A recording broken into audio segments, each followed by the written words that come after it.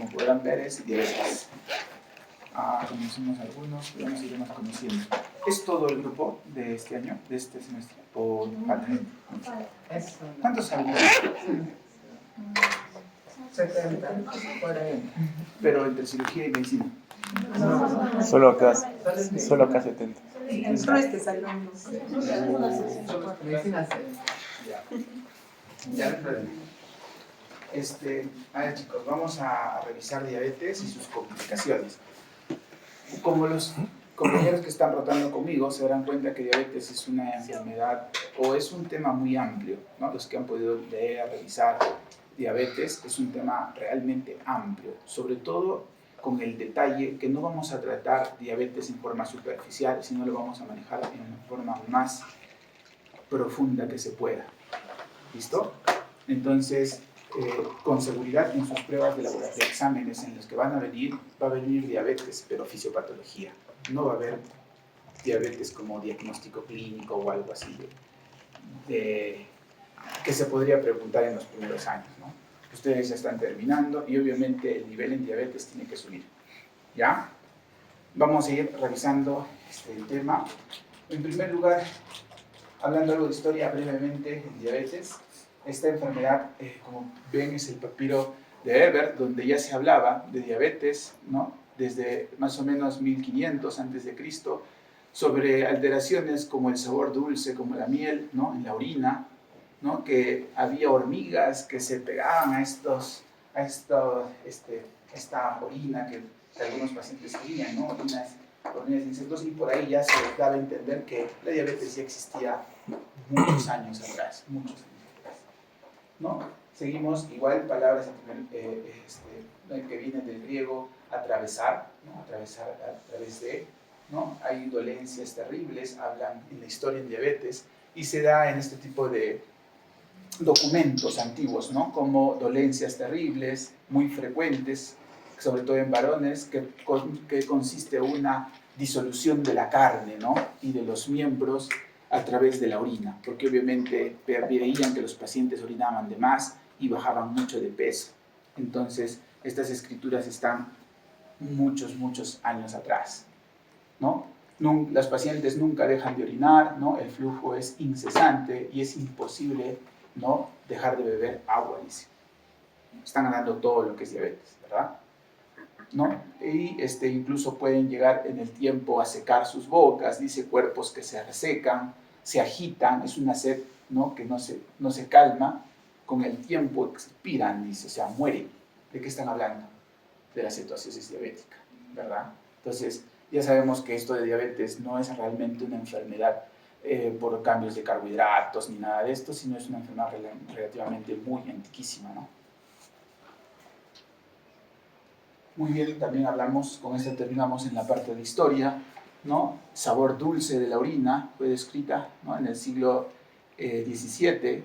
Thomas Willis habla mucho sobre estos hallazgos que había en la orina también, ¿verdad?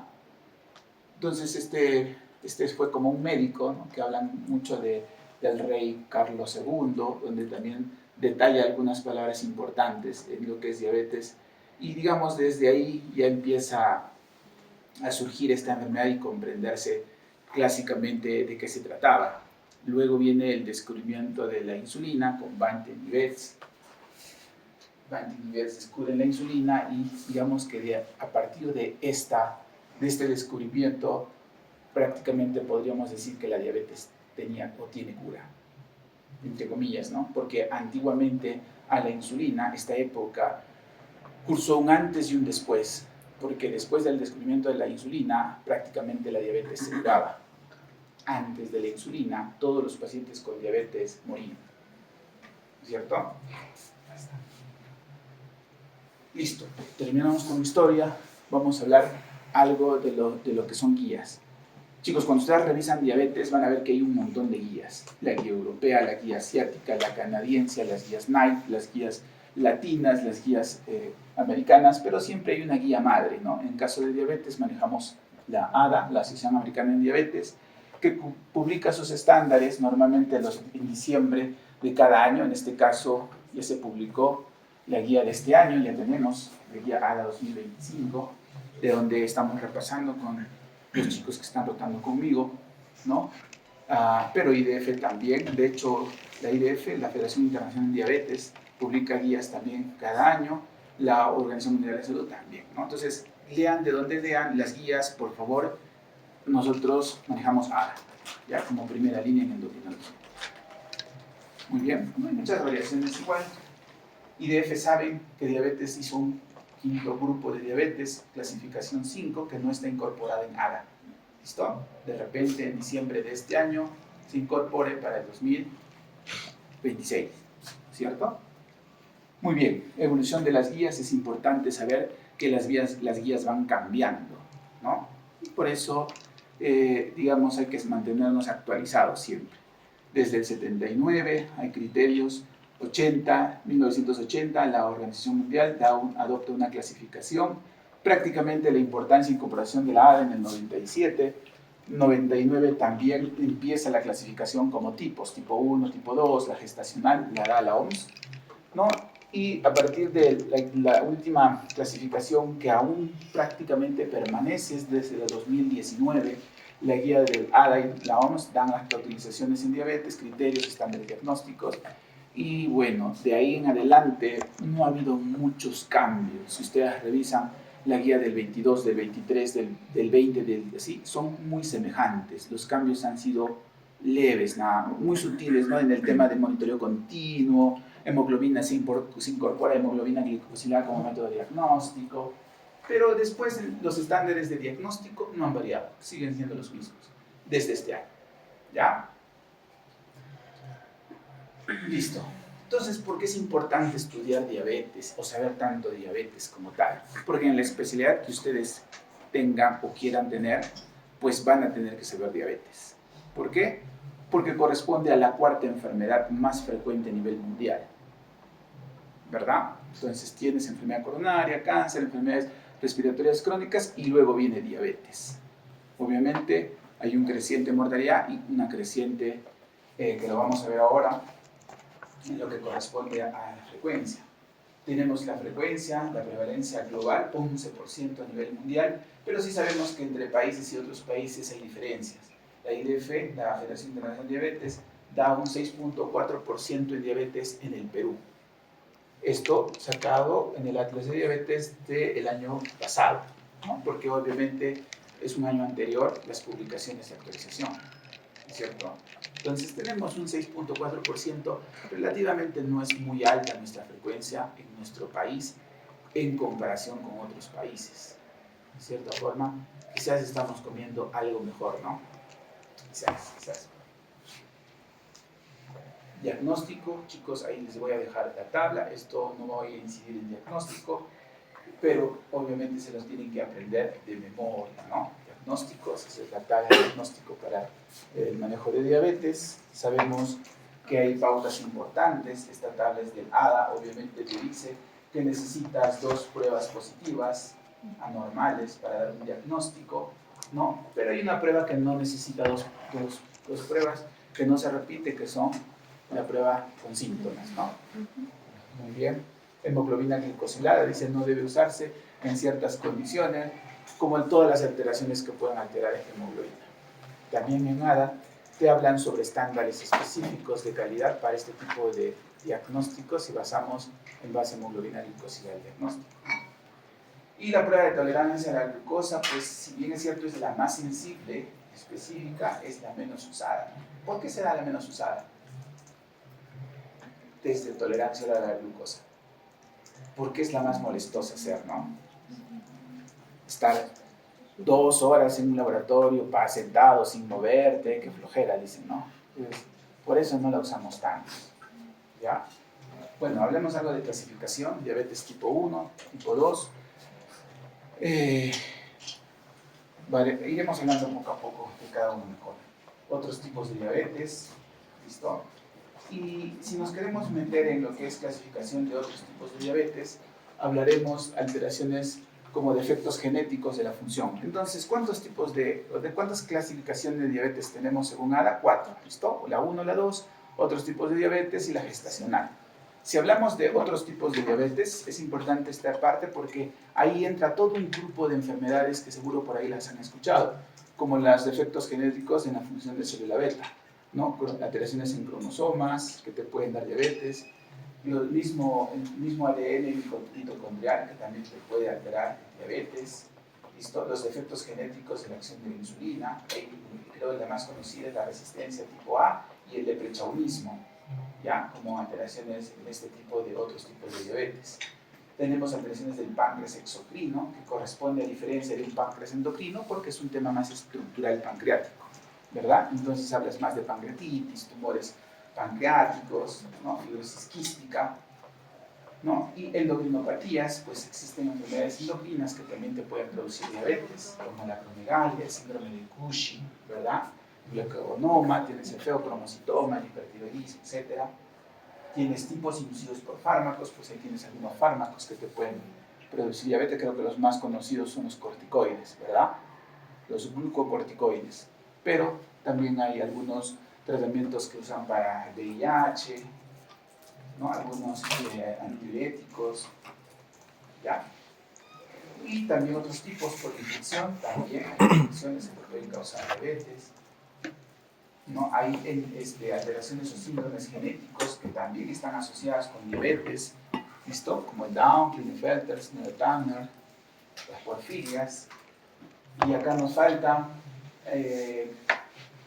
la diabetes MODY, ¿verdad? Diabetes MODY, que es una diabetes monogénica, que son específicas de cada gen. Hasta hace poco creo que habían como más de 10 tipos de MODY, creo que ahora hay más de 20, porque cada vez que se descubre un nuevo gen que está relacionado a diabetes, pues ya vamos subiendo el MODY, el número de MODYs que hay, ¿no?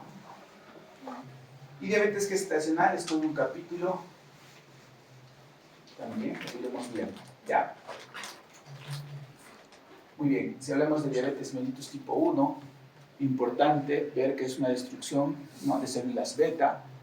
Hay una interacción de los factores genéticos, o sea, si hay una poligénica, que es una poligenética que se va, y también hay desencadenantes ambientales, como que, por ejemplo, ¿qué desencadenante ambiental está relacionado con diabetes tipo 1? Los virus, ¿ya? Los virus están muy relacionados a diabetes tipo 1, porque obviamente, como sabemos, la interacción de los virus con las células en general es a nivel nuclear, o sea, se apoderan de tu material genético, ¿no? Existen periodos largos, asintomáticos, existen autoanticuerpos, ¿no? Hay una infiltración de las células monoclonales en los islotes, existe una inflamación, lo que le llaman una insulitis, ¿no? Muy bien. Prevalencia, pues, según esta enfermedad de diabetes, que normalmente la asociamos con enfermedades autoinmunes, la asociación más común es con los anticuerpos microsomales, como el anti-TPO, ¿no? Como pueden ver, hasta el 40% en pacientes con diabetes tipo 1, ¿no? Anticuerpos anticélulas parietales, como la anemia perniciosa, y también los anticuerpos contra la transglutaminasa, que también está relacionado con la enfermedad celíaca. Entonces, esta diabetes tipo 1, como se dan cuenta, como todas las enfermedades autoinmunes, tienen asociación, ¿ya? Bueno, también con la 21-hidroxilasa, que es una enzima esterogénica, también está relacionada con enfermedades como la enfermedad de Addison, ¿no? Como enfermedad autoinmunitaria, decimos. Y LADA, que también es una enfermedad autoinmune. En este tema de la diabetes LADA, estábamos revisando que el ADA no lo considera como tal, como una clasificación importante. Digamos que la diabetes latente de inicio en el adulto es una enfermedad que está todavía en estudio, porque no se sabe si es realmente una enfermedad aparte o es parte de diabetes tipo 1 nada más, ¿no? Que digamos que tiene un inicio tardío. Por eso que todavía está como que viéndose bien lo que es la diabetes LADA o 1.5 se llama. Muy bien, epidemiología, tenemos en Perú en casos, diabetes tipo 1, es una diabetes muy rara, 0.4 casos de cada 100.000, como dice. Pero esta diapositiva les puse para que vean las diferencias. Diferencias que las diferencias de frecuencia de esta enfermedad. Si bien es cierto, en diabetes, en Perú, la diabetes tipo 1 es muy rara. De hecho, yo en el Hospital Goyeneche solo tengo, me parece que son 9 pacientes con diabetes tipo 1. Creo que el grupo con el que está conmigo no ha visto ni uno todavía, pero sí tengo 9 pacientes. Ya todo el resto tengo como tendré más de 300 de tipo 2, pero son muy pocos en Perú. Sin embargo, en otros países como Finlandia los casos es muy frecuente diabetes tipo 1. ¿Ya? Igual, en el norte hay igual, ¿no? Esta diapositiva refiere a lo mismo, el aumento de las incidencias en unos lugares y en otros. Patogenia, ¿no? Destrucción selectiva, células beta, habíamos hablado que existe una insulitis, ¿no?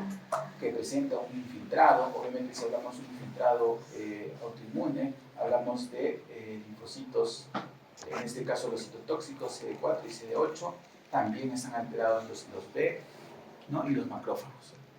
Aparición de anticuerpos, obviamente, y desarrolla finalmente la apoptosis. En esta imagen hemos visto, en esta gráfica podemos ver a la célula beta que se agregan estos anticuerpos, estas alteraciones con estas interleucinas, la 4, la 12, la agregación que puede haber y la presencia de estos factores proinflamatorios, ¿no? Como el A1, el factor metasotumoral, y en la larga pues va a ir terminando en una destrucción, una apoptosis de esta célula. Como pueden ver, la parte de fisiopatología, inmunología de esta diabetes tipo 1 es muy larga. Encima de esto nos falta anticuerpos que están relacionados porque cada año se van descubriendo nuevos más, ¿no? Y en la parte de las imágenes, en las flechas amarillas, ustedes pueden ver toda la parte proinflamatoria de estos islotes que se presentan.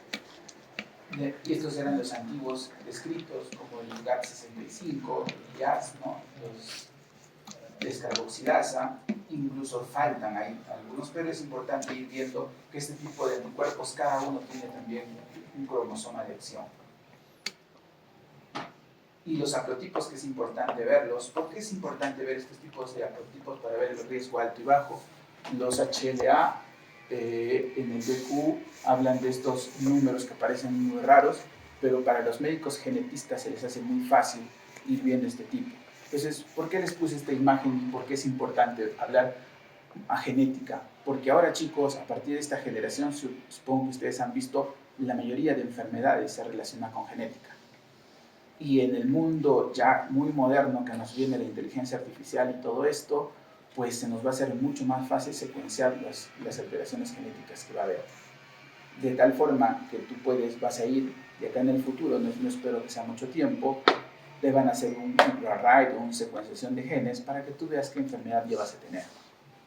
Y yo no creo que sea más de unos 10 años más para que tú puedas detectar si vas a tener diabetes o vas a tener enfermedad celíaca o una enfermedad autoinmune, ¿no? Porque todo es genética ahora.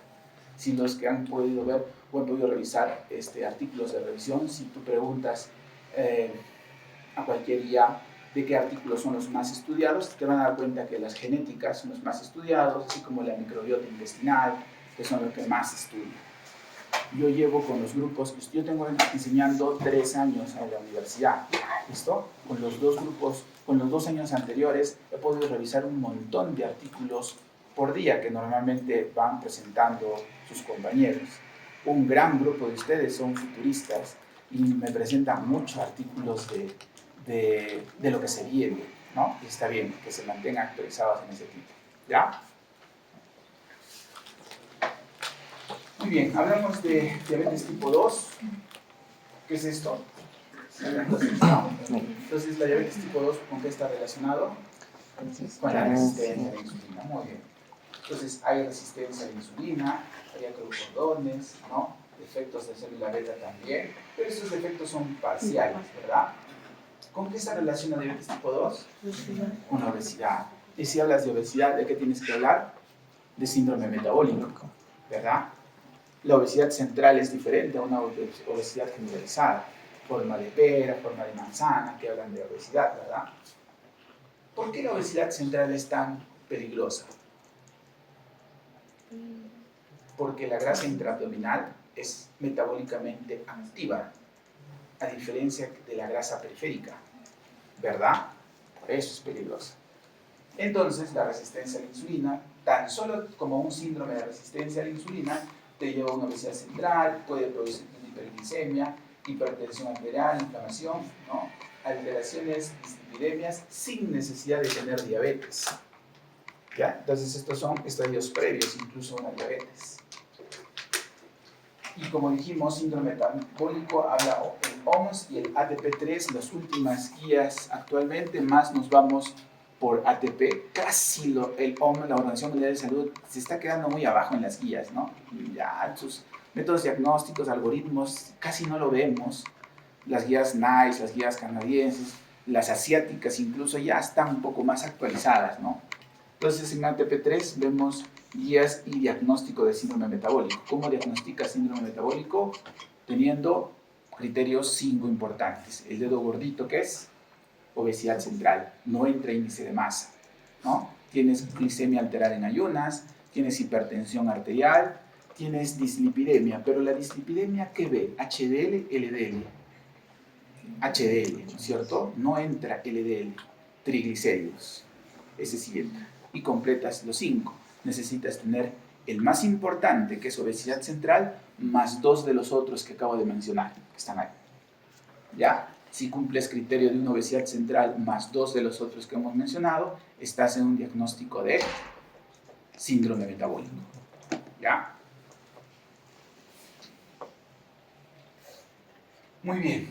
¿Qué más es importante hablar de la fisiopatología del diabetes mellitus tipo 2? Octeto ominoso de Fronzo, ¿verdad? Octeto ominoso de Fronzo, fíjense las flechas que van para arriba y van para abajo. 8 mecanismos fisiopatológicos que te producen hiperglicemia. 2 son pancreáticos, 1 es hepático, 1 está en el efecto incretina, 1 está en la parte central, otro está en la parte grasa, muscular y renal. ¿Listo? Flechas para arriba, flechas para abajo. Chicos, no podemos explicar cada uno de ellos porque tendríamos que utilizarnos como hasta las 8 de la noche, ¿verdad? Y solo tenemos hora y pico nada más, ¿ya? Pero yo estoy seguro que ustedes lo van a leer, ¿no es cierto? ¿O no? Sí, ¿no?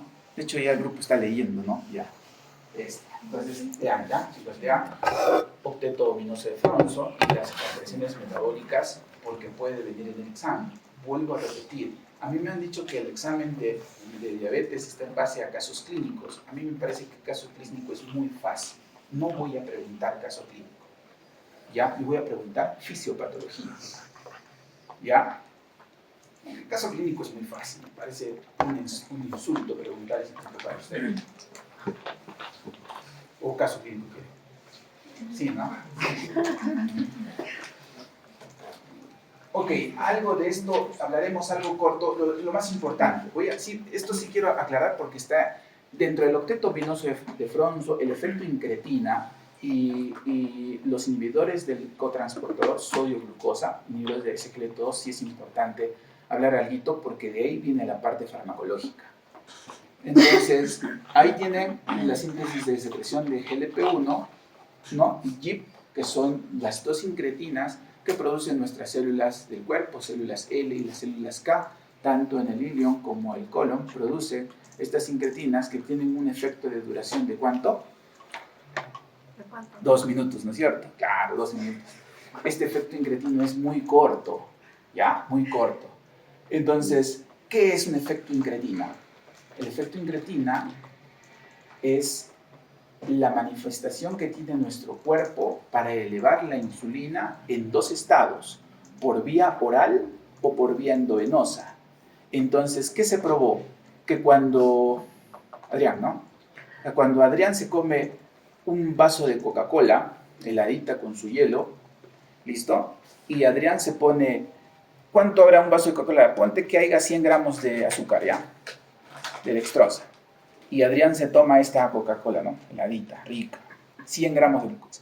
Y yo voy a agarrar mis ampollas de dextrosa al 33% y le voy a colocar endovenoso lo mismo, 100 gramos, lo mismo de mi vaso de Coca-Cola. Entonces, en la curva de evaluación de insulina pancreática, se da cuenta que la proyección de insulina con el vaso de Coca-Cola que se toma Adrián es más alta y más prolongada.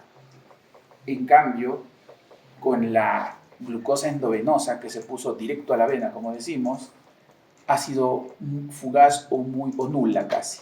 ¿Qué quiere decir esto? El impacto de glicemia que ha habido en sangre a la larga, a las 2 horas, ha sido mayor con la glucosa directa a la vena y menor con la glucosa vía oral. ¿Por qué pasó esto si fueron los mismos 100 gramos? ¿Cuál fue la diferencia? No, obviamente no mencionó fuera de encontrar de que fuera baño, que fue orinar, no. Lo que pasa es que en el efecto incretina se demostró con estas pruebas que por vía digestiva el tema de la deglución y el tránsito gastrointestinal produce ciertas sustancias, como las incretinas, que prolongan la acción de la insulina. ¿Listo? Por ese motivo, el efecto incretina está dado que los alimentos vía digestiva son diferentes a la colocación de glucosa endovenosa. ¿Listo? Entonces, el problema es que dura corto tiempo, ¿no? Son minutos que produce el efecto incretina y por eso existieron fármacos, se formularon fármacos para prolongar este efecto incretina. ¿Cómo se llama? Exacto, inhibidores de la DPP4, inhibidores de la dipeptidilpeptidasa 4, ¿no? Ya está. Ahí tienen el efecto incretina, la glucosa oral y la glucosa endovenosa, lo que les acabo de explicar, tiempos de acción y efectos de las incretinas en las células pancreáticas, ¿no? Gestión de alimentos, lo que les acabo de decir, ¿no?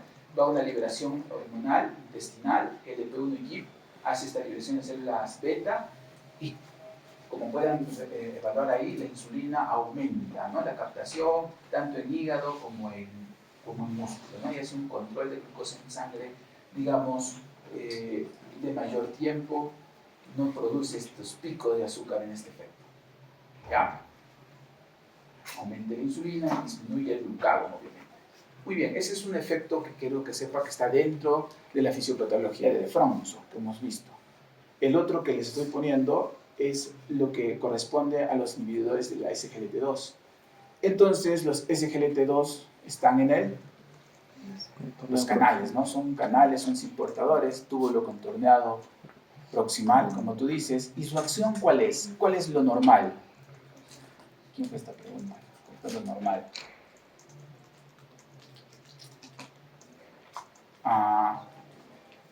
Bueno, ¿cuál es lo normal? Que el transportador ¿qué haga? No, es para Diane. ¿Cuál es lo normal? Esa era tu pregunta. Lo normal, sí, es él, ¿no es cierto? Lo normal es que los canales, cuando haya mucho azúcar, pues se cierren para que la glucosa salga y no haya mucha glucosa en sangre, para que se vaya por la orina, o sea, produzca glucosuria. Entonces, en la diabetes y en las alteraciones renales, pues estos canales producen una disfunción y en vez de cerrarse se mantienen abiertos, de tal forma que hay un aumento en la reabsorción de glucosa hacia la sangre. De que mis riñones deben botar el azúcar, pues lo reabsorben, entonces tengo más azúcar en sangre. Otro de los mecanismos alterados.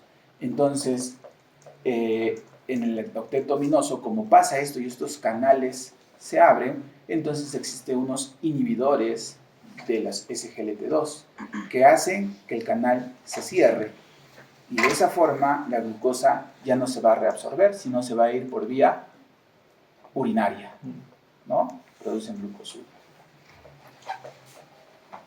Estos medicamentos son muy importantes porque actualmente las guías médicas del ADA han cambiado porque estos fármacos han demostrado mucha protección, no solo en diabetes, sino en alteraciones cardíacas, como en insuficiencia cardíaca, en alteraciones renales.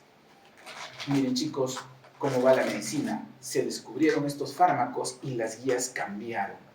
Antes la metformina era lo mejor, ¿no? El boom, bueno, bonito y barato, decía. Actualmente la metformina ya no está indicada como primera línea en diabetes, sino SGLT2 incluso, para ciertas razones, ¿ya? Muy bien, entonces ahí tenemos otra evolución en el páncreas normal, a diferencia de diabetes tipo 1, que es una apoptosis. En diabetes tipo 2 hablan mucho de una infiltración de amiloide, ¿no? Y células, eso es lo que pueden ir viendo, esos paquetes de amiloides, digamos que van desplazando a la célula beta, ¿no? A diferencia de la diabetes tipo 1. Al lado izquierdo pueden ver lo normal de un islote y al lado derecho pues ya se está invadiendo con estas sustancias de amiloide. Y en la historia natural vemos, ¿no? En la fosfocélula beta hay una resistencia a la insulina, hay una hiperglicemia y en los años pues ya llega a terminar esto.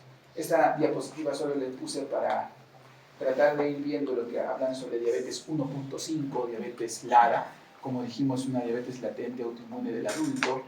Pero lo importante que quiero que vean acá es que hay muchas en diabetes care, como ven acá, de un año desde el 93 hasta el 99, todavía siguen viendo si realmente esta diabetes corresponde a un tipo especial diferente a la diabetes tipo 1. Sin embargo, cuando ustedes revisen ADA, igual siguen con lo mismo, aún no hay datos suficientes para categorizarlo como un tipo de diabetes diferente.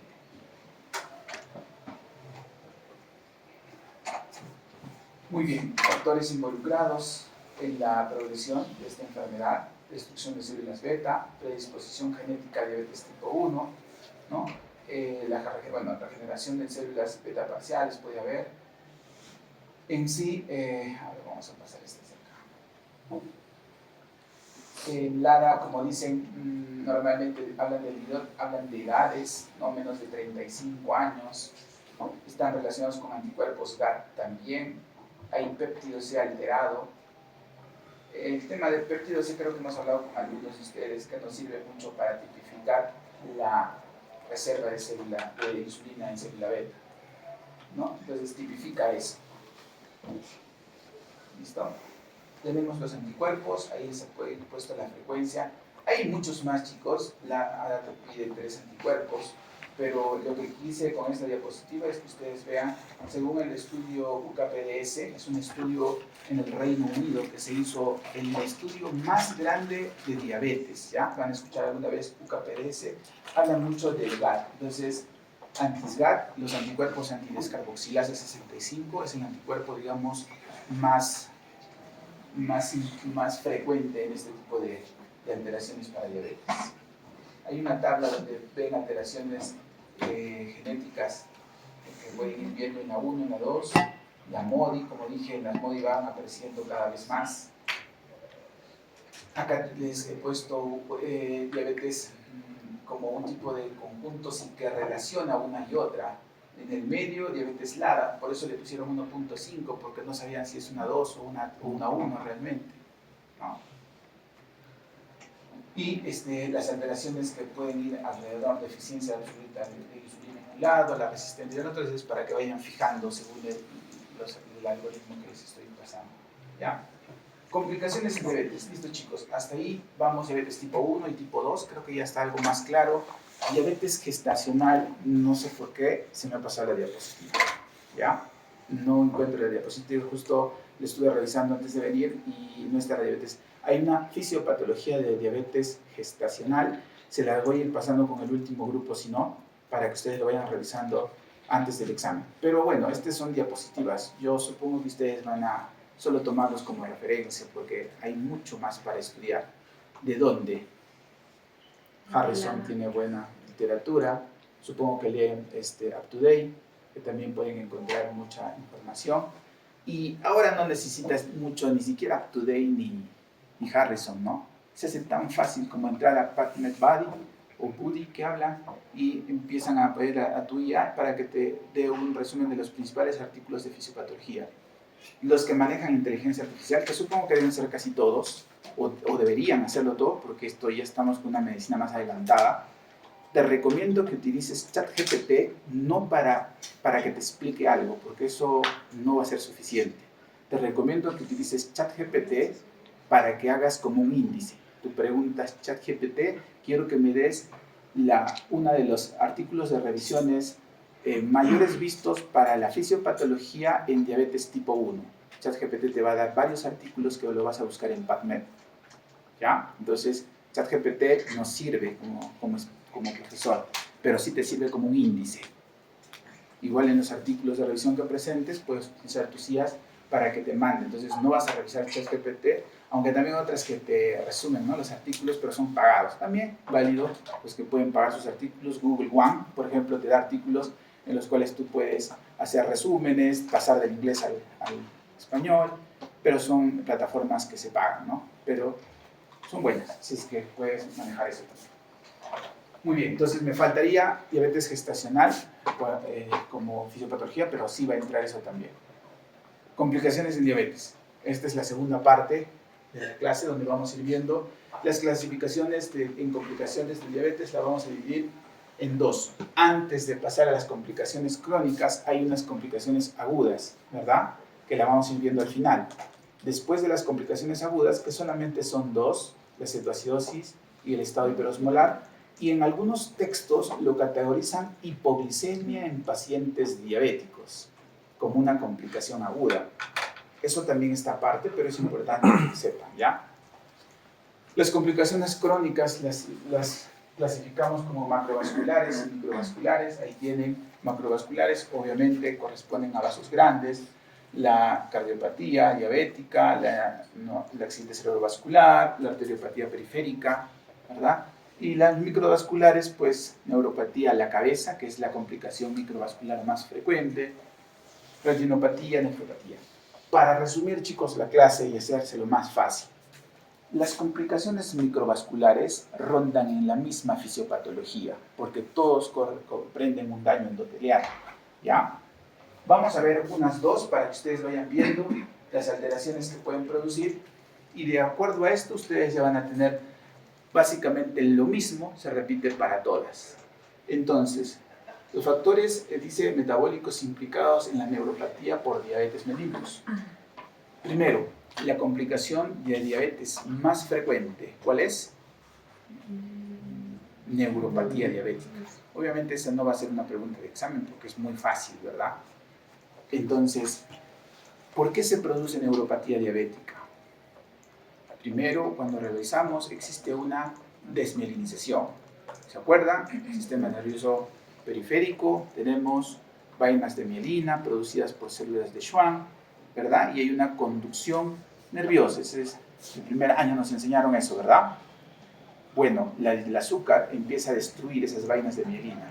Produce dolor, picazón, prurito, calambres, hormigueo, parestesias, todas las complicaciones. Normalmente hablan de complicaciones en calcetín, de la rodilla para abajo o en las manos.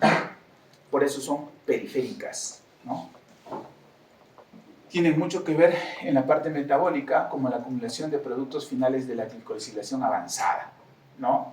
O sea, hablan de radicales libres, hablan de acúmulos de sorbitol, hay otra vía, disrupción de las vías de las lexosaminas, disrupción de las vías de la proteína quinasa, sobreexposición de poli, o le hablamos de ARN ribosómico, y el incremento del estrés oxidativo.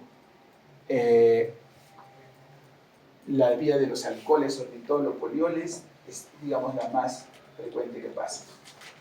Entonces ahí están los síntomas que ustedes pueden ir viendo. Chicos, aquí, si ustedes entran cada una de estas vías, por eso se los he puesto como para no alargar la clase, cada una de estas vías ustedes ponen que se los explique sus IAs y se los van a explicar de qué se trata. Cada una es una vía metabólica, pero no se los he puesto porque hasta yo me voy a aburrir, creo, ¿cierto? Pero sí tienen que saber que existen estas vías metabólicas, que es la explicación del por qué la diabetes te daña los órganos. ¿Ya? No es solo una vía, sino son varias. Con los grupos que estamos viendo, hemos hablado de algunas que te pueden alterar, o vamos a ir hablando también poco a poco, pero tienen que saber que existen todas estas vías alteradas. Muy bien, nefropatía diabética. La nefropatía diabética, pues sabemos que hay una alteración renal, está producida por un aumento en la permeabilidad en los riñones. Básicamente en la parte renal, el nefrón o nefrona, si haces un glomérulo, si haces un aparato yuxtaglomerular, si haces un podocitos, ¿no es cierto? Por ahí empiezan los problemas. Hay una glucotoxicidad de células glomerulares, como dice, una hipertensión. Esto produce una hipertensión intraglomerular, una activación de las vías metabólicas, las que hemos mencionado antes, ¿no? Las vías de glicosilación avanzada, ¿no? El estrés oxidativo, la vía de las quinasas y la vía del sorbitol o polioles, lo que le he mostrado en la diapositiva anterior, que ustedes lo van a revisar. Ya, aparte. Cambios hemodinámicos, obviamente. Hay una hiperfiltración, un aumento de la reabsorción de la glucosa, vasodilatación, vasoconstricción en la arteria aferente, obviamente, ¿no? Hay daño estructural progresivo, engrosamiento de la membrana basal, ¿no? Hay una expansión mesangial, esclerosis, glomerulosclerosis global en general. Los mediadores, etapas de hiperfiltración, es lo que inicia. Primero hay una microalbuminuria, luego habrá una macroalbuminuria, disminución de la tasa de filtración progresiva, ¿verdad?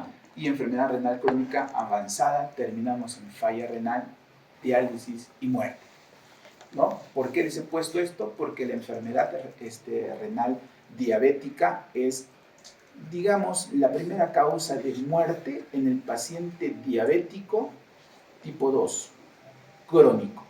No estamos hablando de agudos, porque si hablamos de agudos, obviamente situación o estado hiperosmolar viene a ser la primera causa de muerte. Pero ¿por qué se muere un paciente diabético? En los años, con glucosas mal controladas, pues si no se lo lleva a una cetoacidosis, un estado hiperosmolar, pues con seguridad se lo va a llevar a una falla renal, ¿no? Terminal, ¿verdad? Ya está. Yo no sé si preferiría, si será diabético, llegar mejor a una situación, si no es que acabe todo rápido, ¿verdad? A llevar a un tema de falla renal, diálisis, cateterismos, fístulas, ir al hospital 3 veces a la semana para que me hagan la diálisis. Terrible, ¿no es cierto? Ya está. Retinopatía, chicos, lo mismo como les he dicho, hay una hiperglicemia crónica, formación de productos glucosinales avanzados, por eso les he puesto ahí en el algoritmo para que se les haga algo más fácil. Hay un daño microvascular en retina, si se dan cuenta todos son daños endoteliales, ¿no? Hay un engrosamiento de las membranas basal, lo mismo, es que hay una isquemia retiniana, oclusión, hay áreas de hipoxia. ¿Cómo miramos retinopatía? Fondo de ojo, ¿no? ¿Han hecho fondo de ojo ustedes ya? ¿Oftalmología han hecho? ¿No han hecho? Oh. Pero es fácil. Van a entrar a una cabina oscurita, van a poner cortinas oscuras, le van a poner unos dilatadores de pupila a tu paciente y vas a tener una lupita donde vas a mirar nariz con nariz, dice, ¿no? Porque te tienes que acercar bien a tu paciente. Abres bien tus ojos y vas a ver la papila. Y ahí que vas a mirar las arterias tortuosas, ¿no? Imágenes algodonosas y hemorragia. Por eso dice hemorragias vítreas, desprendimientos, edema macular en diabetes. De hecho, todos los pacientes diabéticos por protocolo tienen que pasar una vez al año por un oftalmólogo para descartar la retinopatía diabética, o sea, fondo de ojo. Entonces, lo primero que van a hacer, chicos, a su doctor, por si acaso no les toca, tienen que hacer todos de ley fondo de ojo. ¿Ya? En su práctica, acuérdense, fondo de ojo. ¿Ya? Y pie diabético, lo que nos encanta a todos.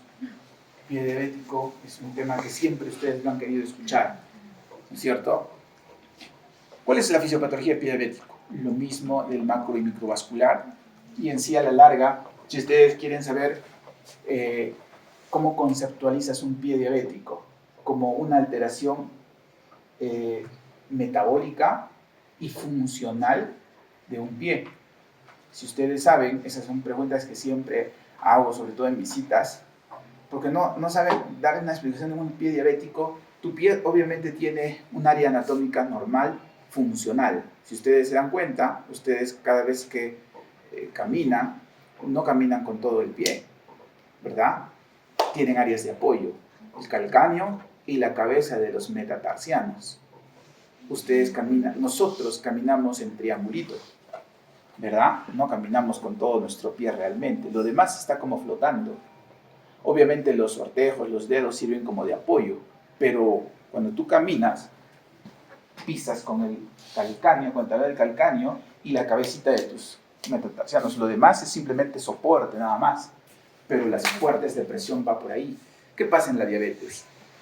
Como todo y todo un daño macro y microvascular, pues tu plantar se va relajando, tus arterias no van irrigando bien, entonces empieza a haber una pérdida de la estructura del pie normal. Y de lo que normalmente debes caminar, como les digo, pues empiezas a caminar mal y empiezas a formar úlceras. Y estas úlceras no se curan porque empiezan a entrar infecciones, porque la diabetes prolonga la infección, porque existe una neuropatía y no sientes dolor, y a veces sí y a veces no. Entonces el pie diabético es algo más complicado. Pero con que entiendan la parte de las alteraciones fisiopatológicas en diabetes, en la complicación de las alteraciones endoteliales, estaríamos ya muy avanzados. Obviamente va a haber una hiperglicemia crónica, como dice, va a haber una neuropatía diabética, porque el PIB puede ser por enfermedad arterial o por enfermedad neuropática o mixta a la vez, ¿no? Pueden ser las dos. Hay pies que duelen, diabéticos, y hay pies que no duelen, ¿no?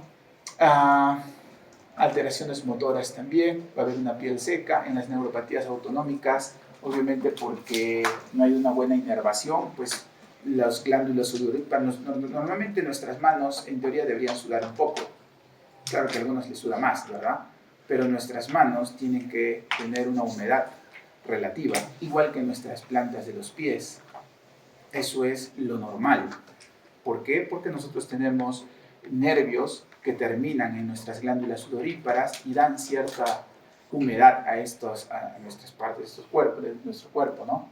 En el pie diabético se pierde esta humedad y los pies empiezan a resecar.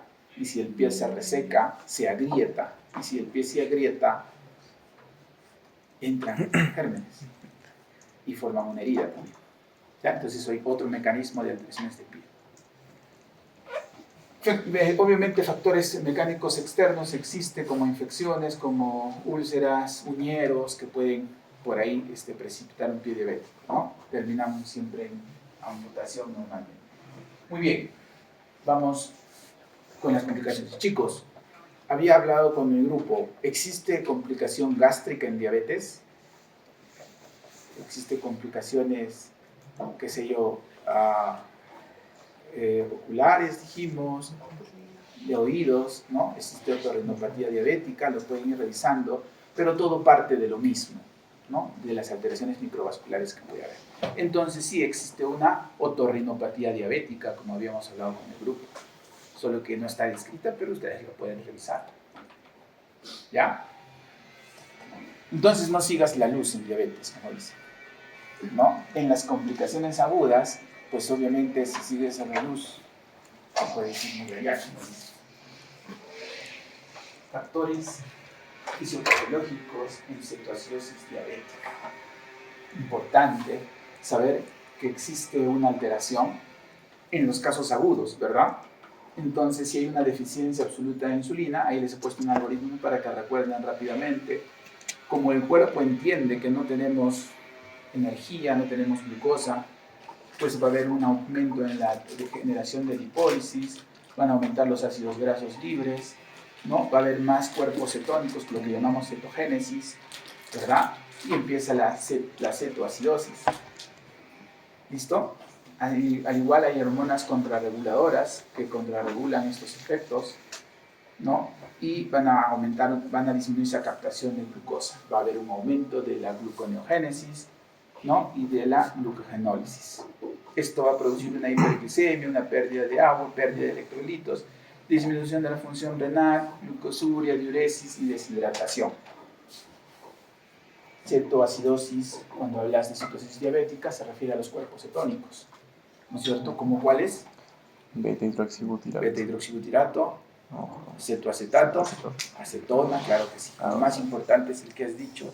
Beta-hidroxibutirato es el que normalmente lo dosamos en casos de cetoacidosis diabética, ¿no es cierto? Entonces esto te lleva a lo que ustedes conocen, que no se los he puesto porque dije esto ya lo saben ellos, ¿para qué les pongo el tema de Kussmaul, la respiración acidótica? Eso ya lo han visto ¿en dónde se ve eso? Neumología, ¿no? Sí, pues en neumología vemos Kussmaul, esas cosas, ¿no? La parte más fisiológica. Muy bien. Entonces, eso es parte de una situación diabética, olor a manzanas, ¿no? Y todo lo que te hablan en la parte de semiología, creo que es, ¿no? Semiología. Ya, eso ya lo vimos. Muy bien. Y la fisiopatología del estado hiperosmolar hiperglicémico, igual hay un aumento en las hormonas contrarreguladoras, una deficiencia de insulina, ¿verdad? Puede haber estados mixtos, chicos, ¿ya? No es de que una parte fisiopatológica va a un lado y otra. Sí puede haber estados mixtos de un estado hiperosmolar a una cetosis diabética igual. Igualmente puede haber, como eso dice, cetogénesis puede ser mínima o nula, pero sí, de hecho hay más casos mixtos que casos propios de cetoacidosis. ¿Cuál es más grave? ¿La cetoacidosis diabética o el estado hiperosmolar? ¿A qué le llaman coma diabético? ¿A los dos? ¿Si no? Al estado hiperosmolar, hiperglicémico. A ese le llaman coma diabético. ¿Ya? Y efectivamente este es lo más grave en diabetes, ¿no? Glucosa sube muy alto, el paciente entra en coma realmente. De hecho, los dos estados normalmente deben manejarse en UCI, ¿verdad? Disminuye la captación de glucosa, igual aumenta la gluconeogénesis y la glucogenólisis. Y lo mismo, casi los mismos síntomas, con pequeñas diferencias, como que no hay muchas cetonas o nulas, o sí puede haber en estados mixtos, por eso ahí se los he puesto. Y obviamente esto nos puede llevar a un aumento de la osmolaridad. Entonces, ¿cómo calculas la osmolaridad? Ustedes saben calcular, que también han visto eso, ¿no? 2 veces sodio, más la glucosa entre 18, la osmolaridad efectiva, ¿no? A veces le agregas el boom. Para los que no se acuerdan, acá abajito el dedo chiquito como para que plagies, ¿ya? Cuando ven el examen, ustedes van a tener estas diapositivas. Ah, mentira, no, solo para que aprendan antes, ¿ya? Listo, entonces, criterios diagnósticos. Para una cetoacidosis obviamente hay un estado leve, moderado, severo. Todas concuerdan con glicemias más de 250 y en el estado hiperosmolar más de 600. Tienes un pH, obviamente en el estado puede estar normal o no, pero en la cetoacidosis sí hay diferencia, ¿no? En el estado leve tienes menos de 3.5, de 7.3, en el moderado menos de 7.24 a 7 y menos de 7 en el severo. Bicarbonato, punto de corte 18, menos de 18 consideras acidosis, ¿verdad? Bicarbonato, acidosis metabólica, ¿no? De 10, menos de 10 obviamente severo. Mides cuerpos cetónicos, puede ser cuantitativo o cualitativo, puedes pedir, como dice Adrián, beta-hidroxibutirato como tal, si lo puedes pedir, y calculas la osmolaridad. Si tu osmolaridad es más de 320, pues ya estás frente a un estado hiperosmolar. ¿Listo? Anion gap, ¿qué era el anion gap? Claro, exacto. Es la diferencia de los aniones sobre los cationes, ¿no? Ahí también te he puesto por si te has olvidado. ¿Ya? Muy bien. Listo. ¿Qué más? Y el tratamiento. Esta es mi última diapositiva, sí. El tratamiento se los he resumido en una sola diapositiva. ¿Por qué? Porque ustedes van a leer uno por uno, ¿sí o no? Ponerte diapositivas una, ¿por qué aburrido si tú lo puedes revisar? Pero acá te doy la chicha, ¿o no? Tratamiento según ADA, ¿listo? Primero, fármacos de elección. Dijimos que metformina, los inhibidores de SGLT2 son los que normalmente están ya a la cabeza. Entonces, el grupo de la metformina, pues digamos que ya está siendo desplazado, ¿no? Sobre todo en enfermedad renal y enfermedad cardíaca, como ustedes han visto, a la cabeza, en todas las insuficiencias cardíacas y enfermedades renales, inhibidores de SGLT2. Puede ser un casito, de repente me animo a un casito así como para que vean, donde puedan pensar en qué tipo de fármaco vas a usar. un casito especial donde te ponga los síntomas como una insuficiencia cardíaca. Tú calculas el Killing-Kinvalk para ver qué tipo de falla cardíaca tiene y si es que le das, le vas a poner la respuesta, ¿ya? En obesidad también, ahí tenemos, por eso hablamos de incretina, ¿se acuerdan? Para ver los inhibidores SGLT2 y los GIP, porque sabemos que este tipo de fármacos, ¿no? Están, los análogos GLP-1 están tanto en tratamiento de diabetes como en obesidad, ¿verdad? Semaglutida, liraglutida, ya por ahí algunos han repasado estos temas. Y en el tema de efecto de incretina, los inhibidores de la DPP4, los inhibidores de la dipeptidilpeptidasa 4, son los que prolongan el efecto incretina, porque las DPP4 es una enzima que acorta el efecto, que detiene el efecto incretina. Entonces, si tú inhibes a un inhibidor, pues vas a prolongar su acción.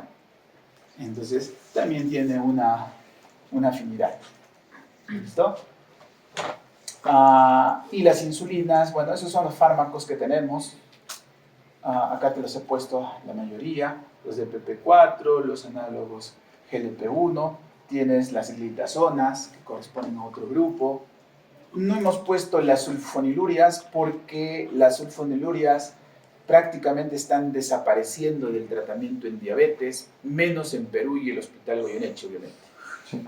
¿Ya? Por obvias razones, ¿no es cierto? No hay plata, entonces usamos lo que hay también. Pero las sulfonilurias sí tienen un buen poder en su acción que tienen al estimular el receptor SUR1 de la célula beta para producir ese secretagogo que sabemos que produce potencia en insulina. ¿Ya? Insulinas, solamente existen 3 insulinas ultra rápidas y 3 insulinas basales. Eso también lo pueden revisar en el tiempo de acción y duración de insulina. Eso ya como que daba flojera repasar la acción de la insulina y todo eso. Igual es importante que sepan que existen algunas, pero en el tema de acción y el detalle en qué insulina usar o no, de repente es algo muy para ustedes que no les va a cobrar tanta importancia como tal, ¿no? Sobre todo los que no van a seguir endocrinología. De repente la doctora va a hacer